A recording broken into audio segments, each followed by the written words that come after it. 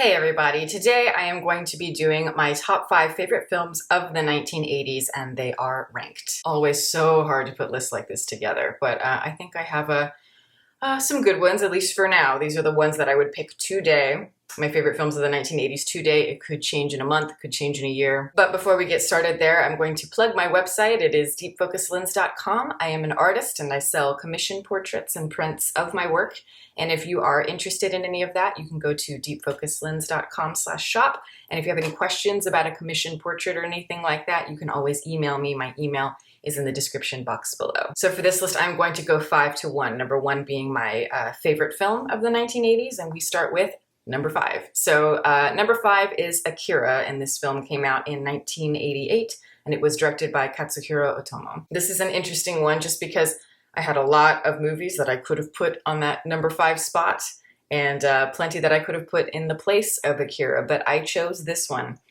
And, you know, it is strange because it's a very, very deeply flawed film. I have so many issues with the execution of AKIRA, partially because the source material is just so expansive and so ambitious and trying to condense all of that and put it into a film.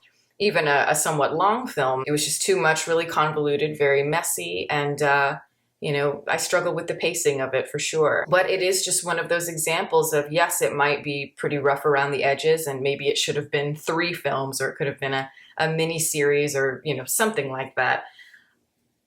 It just has a special place in my heart. I think it is one of the most extraordinary films, and especially from a creative standpoint, it inspires me more than almost any film, especially animated films. I think it is my favorite animated film of all time. I just love, you know, how innovative it was, especially when it comes to the cyberpunk aesthetic. It's just extraordinary. And it's not typical, because I talk about this a lot. I talk about movies, and especially nowadays, we are so obsessed with aesthetic and neon lights and all of these things. We want to create a certain texture and environment, and often that causes a lot of the emotion to fall flat in the film, or we lose the characters or whatever. We lose the meat and potatoes.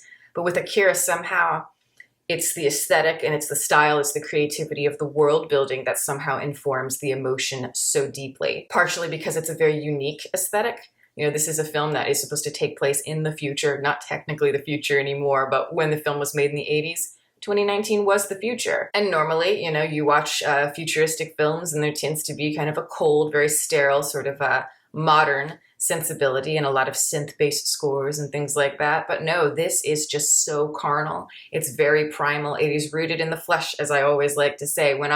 The first time I saw this film, I mean, it felt like a shock to my system. It's bloody, it's physical. I could feel the muscles and the veins and everything just kind of working together. It's an extremely humanistic experience for something that is about, you know, the future and about man merging with machine in a way. But I love that they go more for the body horror in that aspect, especially when they're focusing on the main character there. The emotional quality to this film is just so potent and so extreme. I mean, really, it feels like, you know, it's like a nightmarish sort of acid trip a lot of the time. There's something ritualistic and spiritual about it. You know, like I said, there's a lot of synth-based scoring and films that are supposed to be futuristic, especially nowadays, and we're in the 1980s. But like a lot of anime films, the creativity of the soundtrack is absolutely brilliant. You have, like, you know, sort of like African chorus.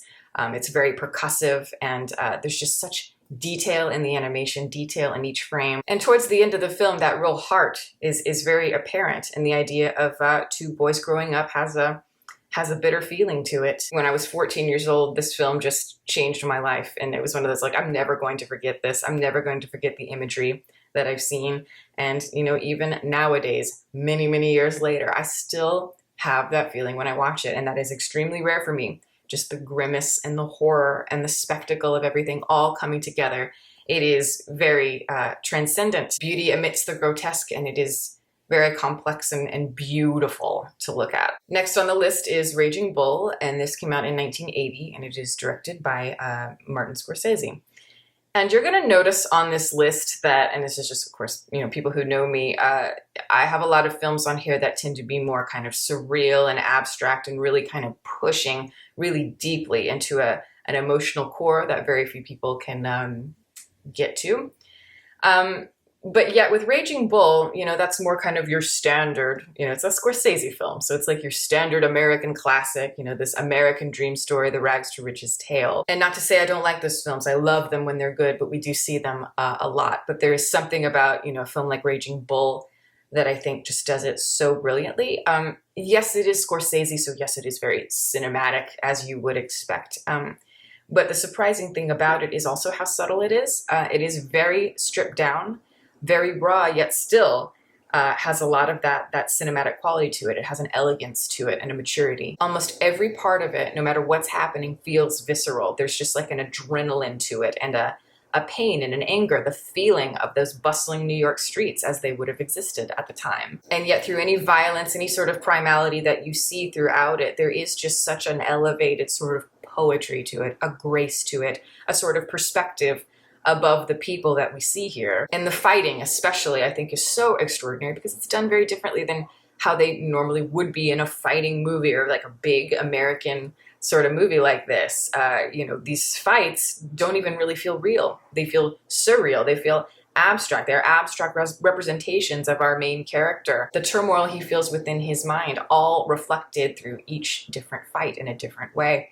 And it's all orchestrated so, so well. And I think there's just something about the heart of this one.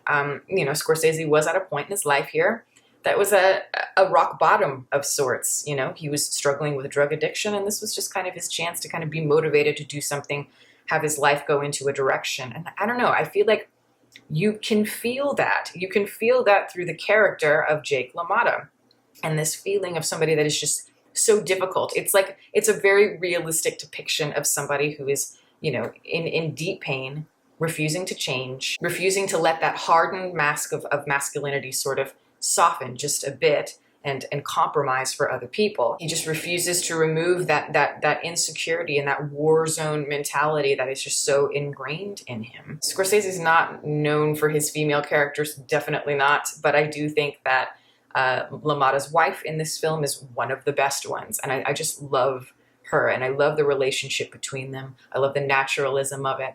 And I love how, you know, there's something about her where she has a strength compared to him. And it's, you know, it's subtle, but there is a strength, even just the way that she looks. She has a power that he does not have, but never in a way that's forcefully ironic or anything like that. Everything in this film just feels like it's supposed to be.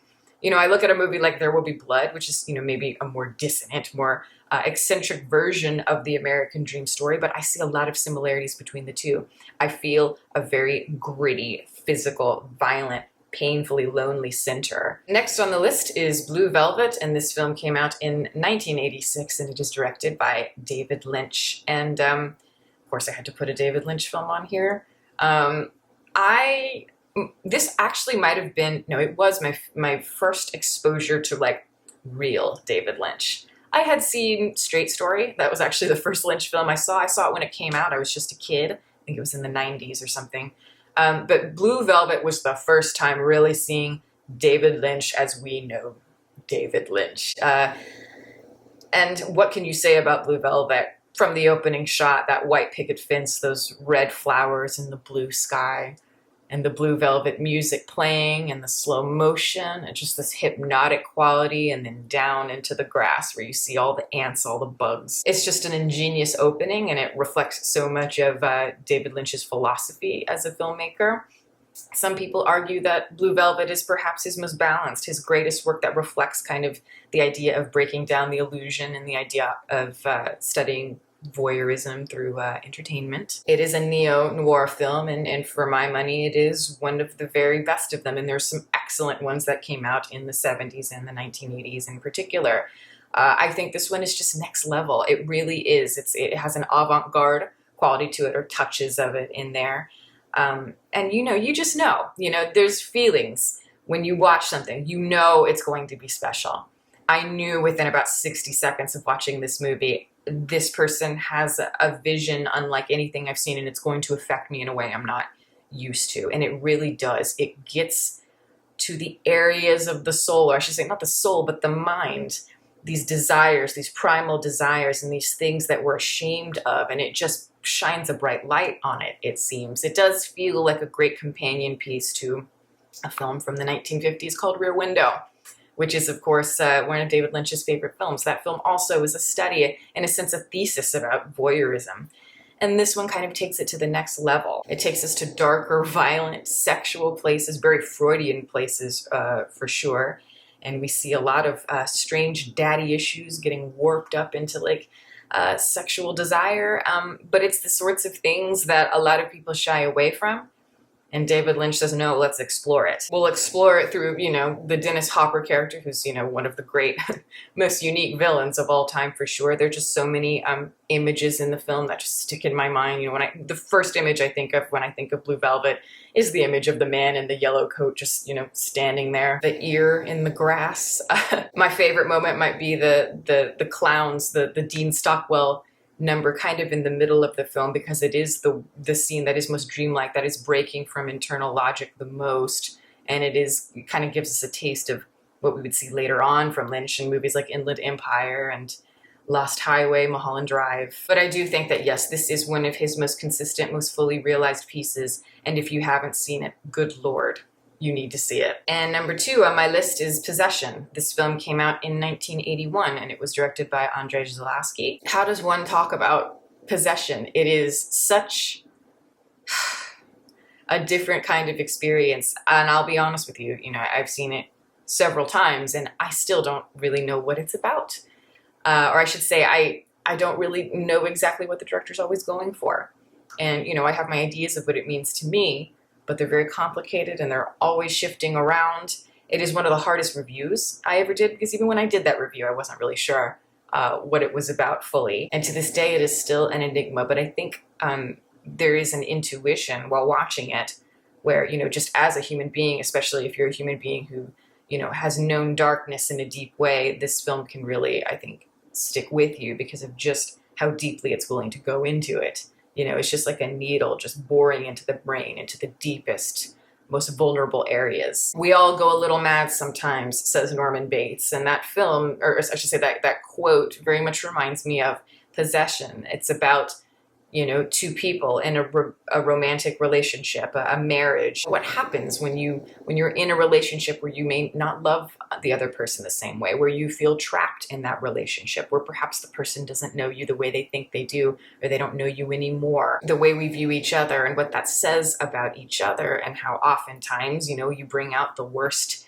in each other in very, very dark moments, especially when your identity is so tied to another person and you are desperate to find another. And perhaps you are not in the state where you need to be looking for another, but you can't help it because, again, there's a humanistic primal need to break through, to rip at something in order to get to something solid and meaningful and warm. And this film is, about those dynamics, but it does it in, again, it's a very experimental film. It is, it's like a sort of horror, sci-fi sort of experience. And yes, when I think of this movie, I just think, it slithers and it twists and it pulsates and it squirms and it shrieks. It's trippy. It's wired. It is one of the most balls to the wall experiences. Talk about intense. Just every moment of it is doing something to you in a way that I very, very, very rarely experience in movies. Films like Antichrist certainly pull from Possession, but Possession, I feel like, really goes all the way. And the performance by Isabella Adjani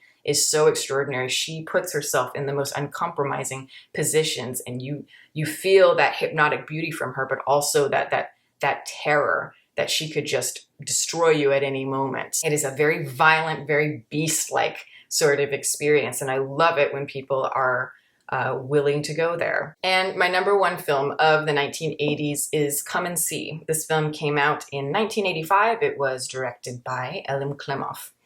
And if you've seen the film, you're probably thinking, oh, well, yeah, of course. Of course you'd put that movie as your number 1. Because it's that extraordinary. Even compared to films like Possession and AKIRA, this film goes harder. And it goes harder because it needs to.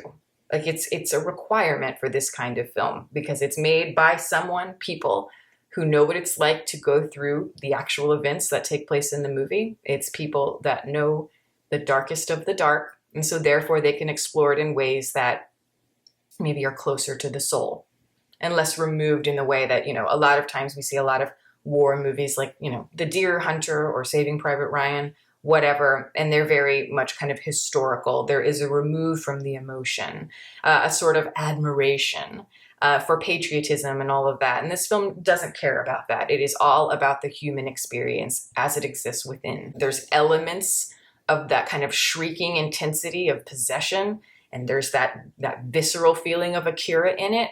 You sense all kinds of things, you know, like there's a Tarkovsky quality to it, a David Lynch quality. I swear, all the movies on this list, I feel like somehow fit into the experience of come and see, and yet come and see is up here. It feels so real to the point where a lot of people struggle to get through the experience because it is a film about World War II in a part of World War II that very few people talk about. In the immediate moment, the idea of survival can kind of subvert one's expectations, and you can certainly reflect that cinematically.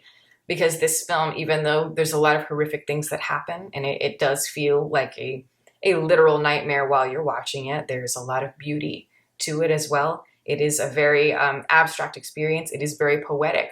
And sometimes in the midst of the darkest moments, there will be kind of strange beauty to it as well. And I love that. I've always talked about, you know, being a fan of that sort of thing, that even in the darkest moments, sometimes there is, ironically, something beautiful going on somewhere, whether it is, you know, a physical thing or an internal thing. Something happens where the experience within the mind somehow just kind of twists into something that you don't expect that you would experience in a terrible, terrible moment. But this film has it. It is one of the most impactful films I've ever seen in my life. And it's one of those things where you never forget the faces in the film just because of, you know, the photography, the cinematography, and it is so extraordinary and so close to the faces.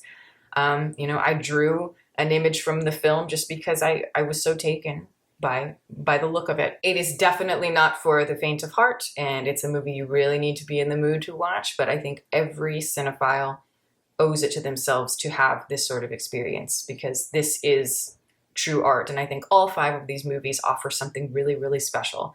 I think that the 1980s, you know, whatever you feel about the 1980s in terms of films and especially commercial films, there are so many hidden gems in there that are worth discussing. So those are my top 5 movies of the 1980s, and I'd like to do more top 5s of different decades. So let me know what decades you're interested in knowing about, and let me know some of your favorite movies from the 1980s as well. That is the video. Thank you guys so much for watching. Here are my Patreon supporters. Thank you guys so much for all of your support, and if you'd like to become a patron, the link to support that is below, as well as my social media information.